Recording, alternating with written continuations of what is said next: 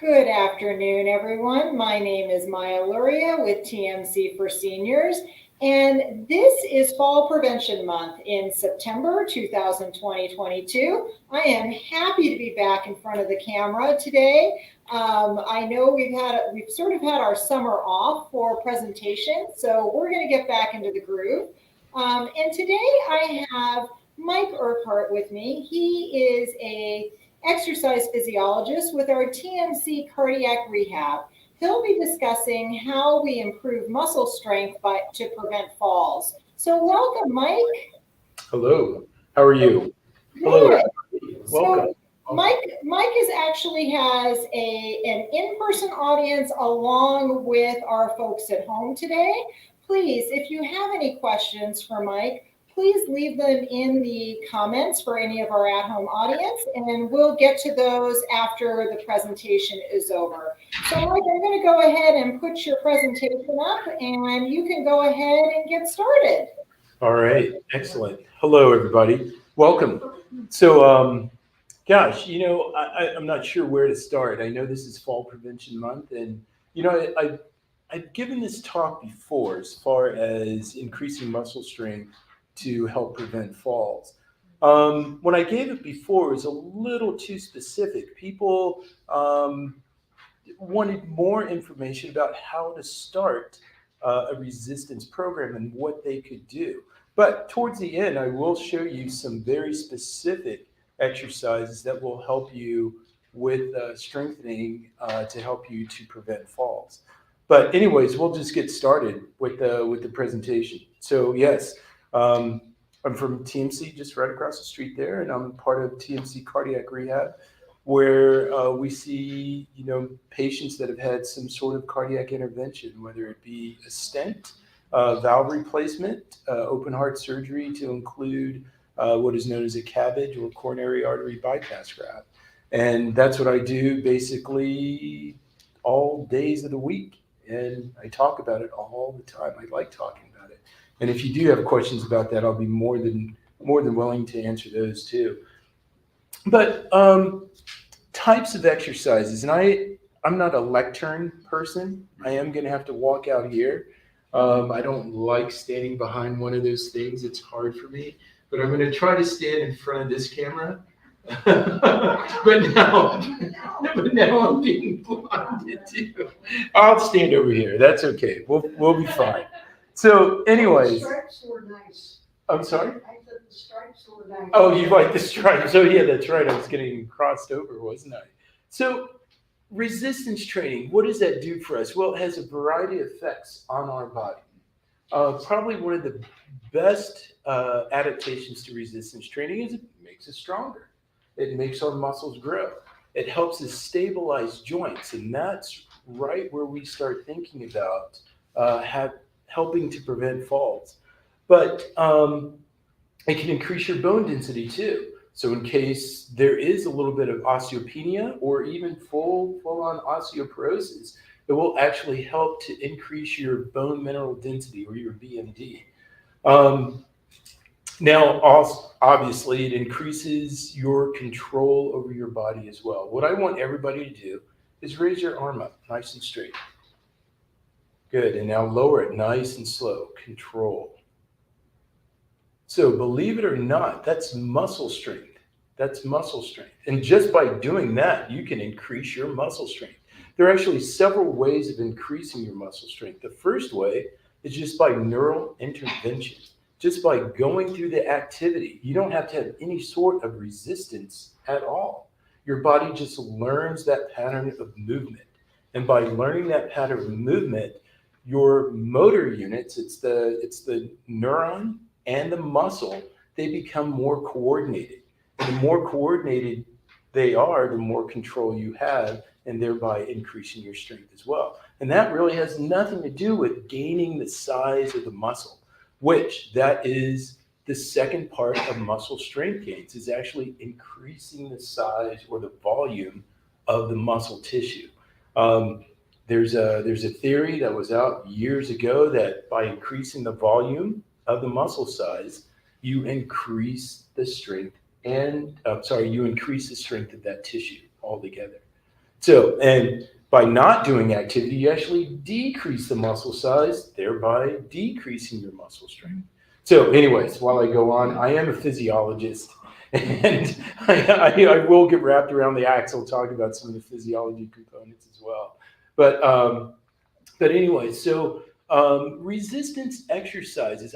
I like saying strength training, but it's more important to say resistance training, because what you're doing is you're resisting the force of gravity, where it be lifting a barbell, lifting your body weight, or lifting a machine weight. You're resisting gravity. And so by doing these sorts of activities 2 to 3 to 4 days a week, you can increase your muscle size, your muscle density, and thereby increase your strength altogether. Now, what types of strength training are there? This last part. Types of resistance training that you can do, and we'll probably highlight the third one a little bit more. Free weights, machine weights, and body weight resistance types of exercises. What I have here, this is a picture of dumbbells. When people think of free weights, this is what people think of. And this is a type of free weight. Resistance cords, resistance training, resistance bands, that is a type of free weight as well.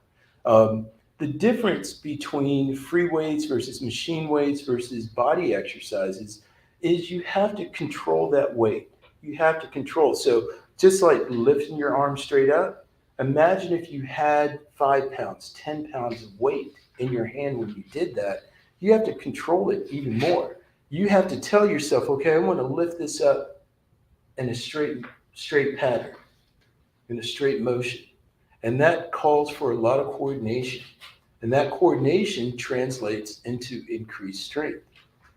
Now, I'll go on from that. I won't dive too much further into that. The next type of exercise are the machine weights. You know, a lot of times this is the reason why people go to gyms. This is why people get a gym membership, is so that they can utilize the machine weights in that gym. Machine weights, it'd be great if everybody could purchase a machine weight and have it at their home. But you can. I don't know who you are. We're just meeting for the first time. I don't know if you have a lot of money. But these machine weights are fairly expensive. To get a really good set, it would cost you, $30,000 to have that set up in your home. Not to mention it takes up a lot of room. Whereas dumbbells, you can have 3 or 4 good-sized dumbbells, 5, 10, 15, 20 pounds, pay maybe $100 for all of it, and you could have a really nice workout set. The only thing about machine weights versus free weights is that free weights, you have to learn. You have to learn how to move that weight correctly. Or, once again, we're trying to lift in a straight line. But if you pick up that weight and it's too much, you might find yourself doing this, trying to lift the weight. And that's not good. That's not good for your back. It's not good for your arms. Not good for your shoulders. So you have to start at a little bit lower weight. Now, in dealing with machine weights, and this is the benefit of the machine weights, is that you don't have to learn. There's nothing you have to learn about this exercise except how to set it up. And usually at a gym, there's a personal trainer or a greeter that will show you how to set up one of these machine weights. But once you set that machine weight up to your size, to your height, and then ultimately to the amount of weight that you want to lift, there's nothing you have to do. The machine, the frame of the machine, keeps everything in a straight line. Now, once again, I'm going to demonstrate with what is known as a bicep curl. In a machine, there's a structure that keeps your arm in a straight motion. So all you have to do is just really focus on lifting that weight. And that's really all you have to do with the machine weight. And now, probably one of my favorite types of exercise. Can I step away? I'm going to step away from you. I'm going to step away. Probably one of my favorite types of exercise is the body weight resistance exercise. And this is what I like to call the functional type of exercise. doing something like a push-up, where you're learning your own body's coordination throughout some sort of movement. I mean, something as simple as doing a lunge, just like that. Now, right there, doing this lunge, I'm not going that deep, but did you see my first step? Was I steady doing that first step? Nice and steady. Well, I'm going to have to tell, I know it looked that way, but I'm going to tell you it wasn't. I felt myself wobble a little bit. But you know, the more I do it, the more coordinated I become in doing it. And those are functional exercises. Those functional exercises, yeah, you may not gain as much strength as fast as you would with dumbbells or machine weight, but the overall strength gains are really what will help you to coordinate your movements. It will really help you to prevent falls. Things like this functional strength training. I'm sorry. I keep moving back and forth. Sorry. There's a lot of people in here, so I don't want to ignore one group. But anyway, so something like these, the body weight exercises, and I have a push-up represented here. How many people in here are doing push-ups every day? No? Okay, all right. Well, we're going to start doing them though, right? But there's several ways. There are several ways you can do exercises like this. And this is the other beautiful thing about these body weight resistance exercises to build muscle strength to help you prevent falls. So many different ways to do it. Like I showed you a lunge, right? I showed you this lunge. A textbook lunge, you would go all the way down and touch your knee and come back. But do you have to do that? What's the right answer? That's your 20 you do. Right. But you don't have to. You can do them like this. There's so many different ways you can do it. You can, I wouldn't move that chair, but I don't want to move the camera. But you could actually hold onto a chair and step backwards. And those are lunges as well. And all those exercises help you to build leg strength, which helps you to build coordination, which helps you to prevent falls. Now, I'm going to have to take it aside here. Okay, fall prevention. Fall prevention. It is Fall Prevention Month. And I know I'm here to talk about strength, but another way to prevent falls is to remove those trip hazards in your home. Okay? Remove those trip hazards. I see it all the time. Whenever I go to visit my mom, bless her heart, she's 87 years old, but still, she will leave magazines on the floor.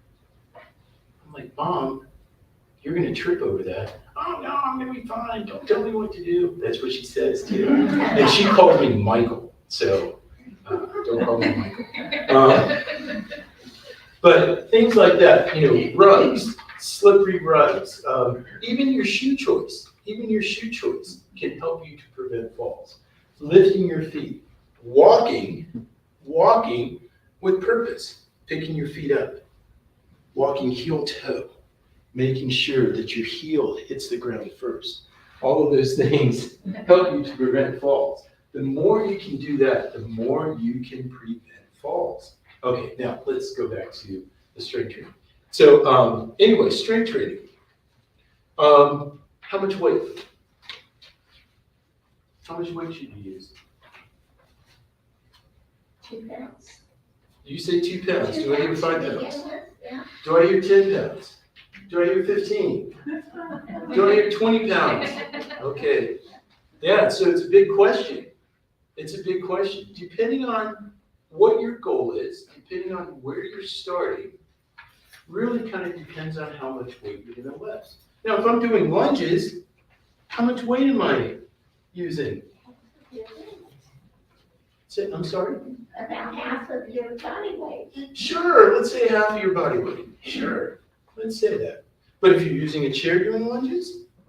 Not as much. Not as much, exactly. So don't get wrapped around the whole idea of, okay, I'm going to go to the gym, I'm going to get a personal trainer, and I'm going to lift 100 pounds a day. No. It's not like that. It really depends on your goal. What is your ultimate goal? General strength training is typically most people's goal. To start off with a weight that you might feel comfortable, and I'm going to go to the next topic here. How many repetitions that you're comfortable lifting anywhere from 12 to 15 times. Okay? So you can do it right here, right now. Are you ready? In your mind, how much weight do you think you can do a bicep curl? 12 to 15 times. 1 pound? Good. Good. Okay. Good. Anybody else?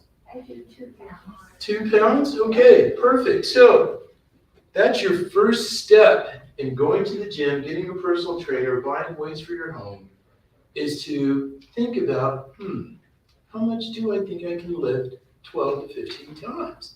And that's where you start. So let's say you have that 2-pound dumbbell in your hand, and you're at repetition number 7. Then all of a sudden, oh, I can't do it anymore. Oh, okay, 7. That's okay. Put it down. Guess what? It'll get better. It'll get better. You're going to get stronger. You got 7. Now, if you can't lift it once, then maybe go a little bit lighter. But if you get to 7, 8, 9, go with that.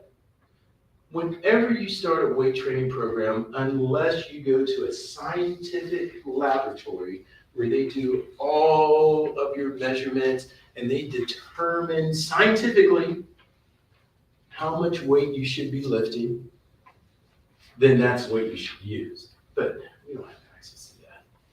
Even in the scientific laboratory, after the first exercise, you can't do the same thing for the rest of the exercises because you're tired. So, that's kind of out the window. But, so just imagine, before you even pick up a weight, just kind of look at the weights. When you're in Target, when you're in Walmart, when you're in Big 5, and you're thinking about getting your dumbbells to help you with your strength training, just kind of, when you're in a Big 5, just grab the weight and do it a few times while you're there. Or come in every day at the same time. Don't do that. But yeah, just think about the weight, and remember that first step in strength training is that neural intervention, starting with your mind, activating the motor neurons, activating the motor unit, which is the neuron and the muscle together, and it starts here. Okay, think about it. Think about what you're doing. Now, repetitions. How many sets? Now, everybody's heard, do 2 sets, do 1 set, do 3 sets, do 5 sets, do whatever. How many sets should you do of these exercises? 3? Excellent. I want you as my trainer. So, once again, all of these things, they are so varied to the different person that's out there because it's varied to the goal. Varied to the goal of that individual. So, when you're beginning your strength training program, maybe only 1 set. As you gain in strength, maybe 2 sets, maybe a little bit further on, maybe 3 sets. But then it brings up another question. Well, how many reps should I do for each set? I don't know. Some people will say do 12 to 15 for the first set, then 10 to 12 for the second set, and then for the third set, 8 to 10. Who knows? It's up to you. How many do you want to do? To start with, Yes, ma'am. 2 sets, Okay. 10 each. Okay. So I'm going to ask one other question. How much time, you look like a busy man. How much time do you have to spend in the gym? I'm retired, so I could have lots of time. Well, it comes If I wanted down. to make the time. Sure. Sure, exactly. If you want to make the time. A really good, concise strength training workout, 30 to 45. If you want to spend all day in the gym, sure, do 3 sets for each different exercise that you do. You'll be in there 2-3 hours, easy. Because you want to work all the muscles of your body, right? Exactly. So yeah, it really kind of depends on how much time you have to work out. I know you have other things you want to do. He's a shopper too, isn't he? Oh, okay. So.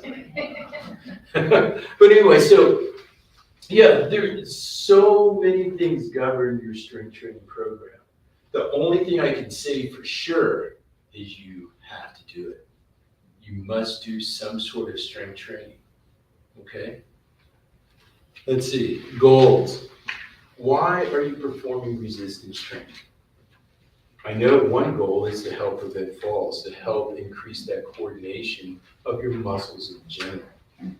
That's one reason I know. So you do want to perform a lot of exercises that increase your core, and that's where body weight exercises come in.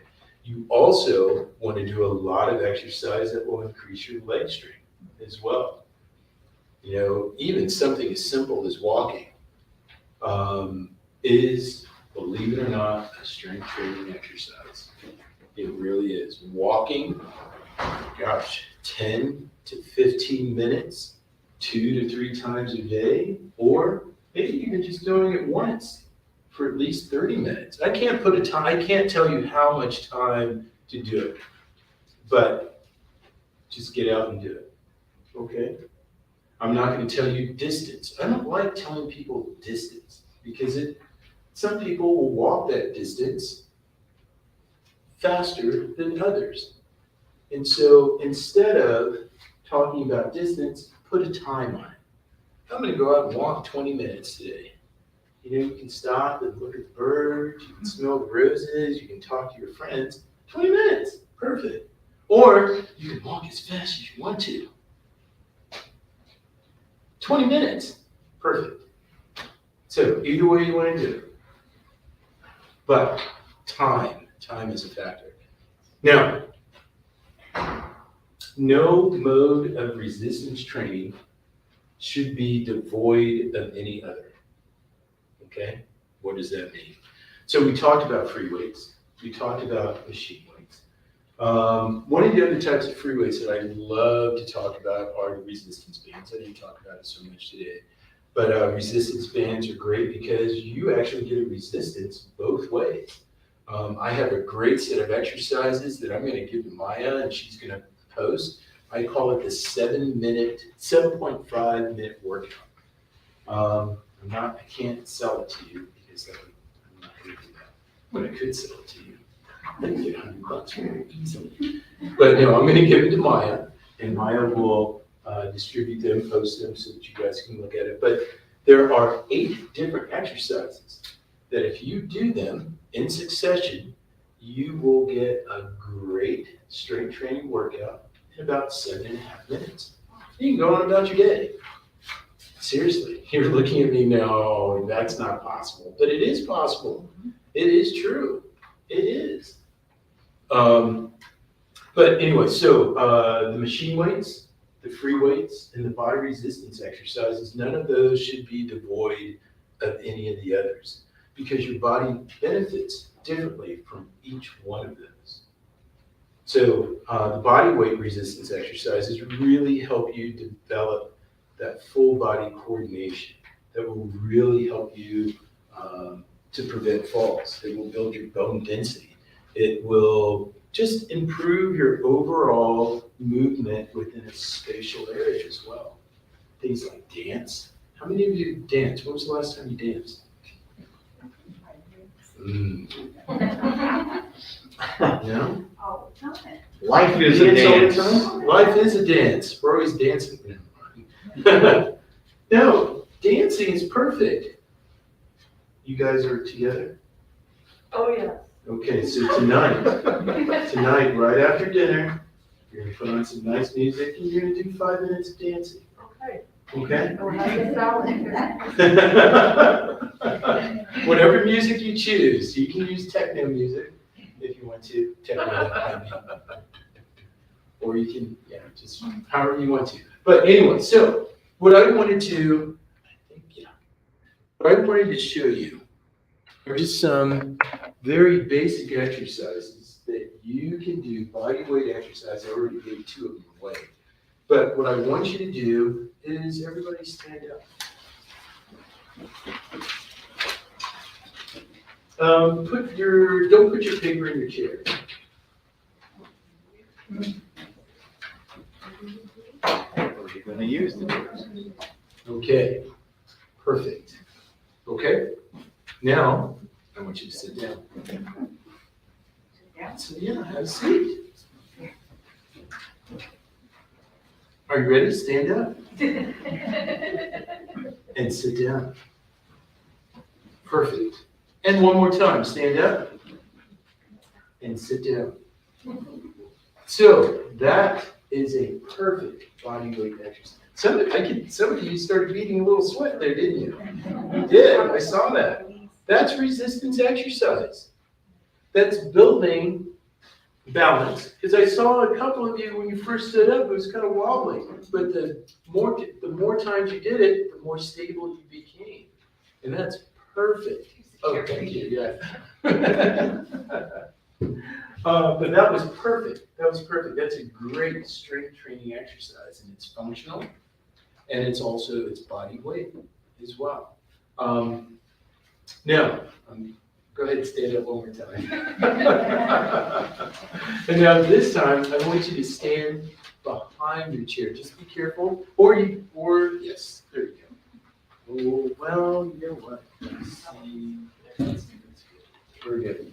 Now, what I want you to do, putting both hands, I'm just barely touching it, and you can barely touch it as well. You can do it with one hand, you can do it with 2 hands. But all we're going to do now, if you can see my feet, we're going to just push up with our toes, and then down, up, and down.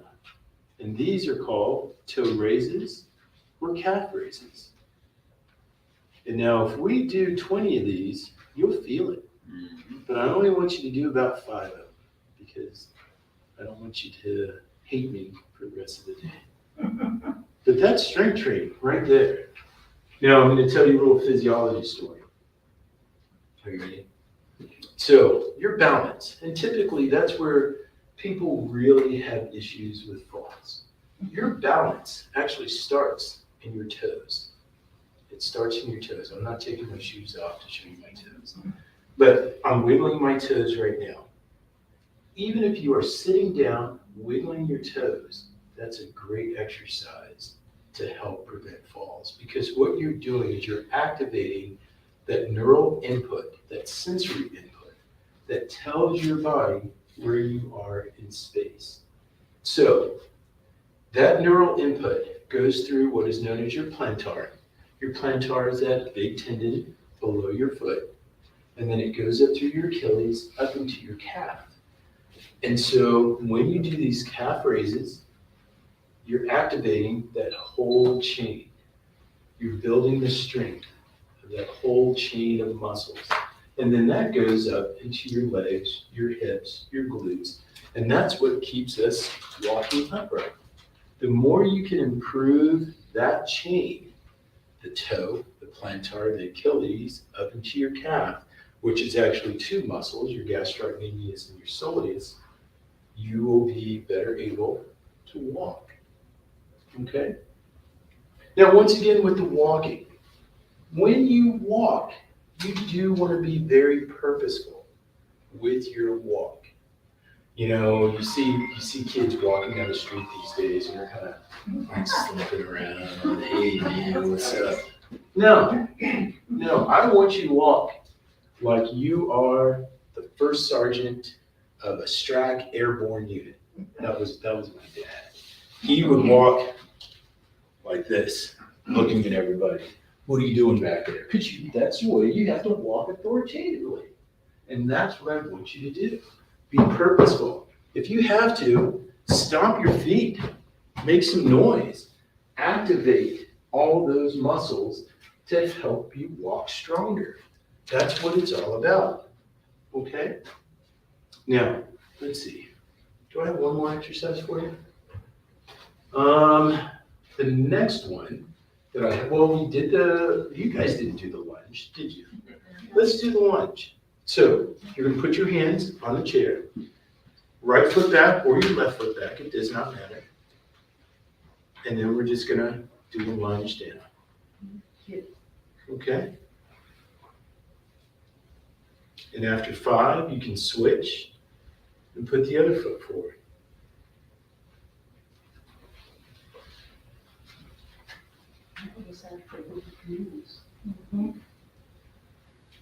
And he's bending his elbows. Do you see that? Now he's kind of doing a modified push-up as well, which is perfect. And we saw a push-up on the board, didn't we? We saw it in the PowerPoint. So, trying to think. What about wall push-ups? Are those? Wall push-ups, outstanding, yes. And the cool thing about wall push-ups, and you have to be careful about where you are on the wall or where your feet are. Can you guys see me? Mhm. So you can do a wall push-up this close, right here. You can move your feet out further and further and further. The further you are away from the wall, the more resistance you get. And then gradually, maybe even ease yourself down to the floor. So, yeah, perfect. Trying to think. Any questions, I guess? I think Maya has a couple. Oh, yes. Go back to. Oh, okay, sure. But thank you, everybody. Please be seated. Oh, thank you. Hi. So thanks so much, Mike. So I guess one of the questions that I have is about is there any certain muscle groups that somebody should really start to focus on to prevent falling, or do you need all of them? Wow. Can you repeat the question? Oh, yes. So the question is there a certain muscle group that you should work on to help prevent falls, or should you work on everything? Well, my answer to that is everything. It is everything. Because really, fall prevention, not only are your feet, your legs, and your back, but it's also your core muscles of your abdominals, your shoulders, how you stand. If you stand like this, where are you going to go? You're going to fall. You're going to fall forward. If you stand like this, you're going to be upright. Now, I'm sorry, you didn't see any of that, did you, Maya? I did actually. I got you on all three, on everything. But so it's not only just the strength of your legs, but it's the strength of your trunk, your shoulders, everything, keeping everything back so that you are directly perpendicular to the force of gravity. Even each stride that you take, my center of gravity is over the center of force of gravity. I'm not leaning forward, because if I do that, that's when I'm going to fall. Now, yes, sorry. Was that a good answer? Yes, and then I guess another question would be is what would your absolute most favorite exercise be that somebody should try? I know you gave some exercises, but I don't know if that was your absolute most favorite that somebody should work on. My absolute most favorite exercise, are you ready? I'm going to pause for effect. Is sit to stands. Okay. Sit to stands. Probably my most favorite exercise. That works on everything. Can I demonstrate a few other iterations of the sit to stand? So, the sit to stand. So, very, very basic. I'm sitting on the edge of my seat, not in anticipation, but because I'm getting ready. And there's so many different ways. Up and down. Up and down. So, other ways we can do it, we can get our arms involved. Throwing your arms up, raising, and then down. Up and down, just like that. If you want to add some balance to it, be careful when you do this. Put your hands over your head and do it. But sit to stance, probably my favorite. Okay? All right. Yes. No, that was perfect. Thank you. I want to thank you for being here. I know you may end up with some more questions in the room, but you've answered the ones that I have for our online audience. So I want to thank you so much for being here today. And we'll see everybody next week for our next presentation. If you are joining us next week, we have 10 ways to improve your well-being through mindful and intuitive eating. That will be on Wednesday, September 14th at 10 a.m. So we look forward to seeing you all then. Thank you. Thank you.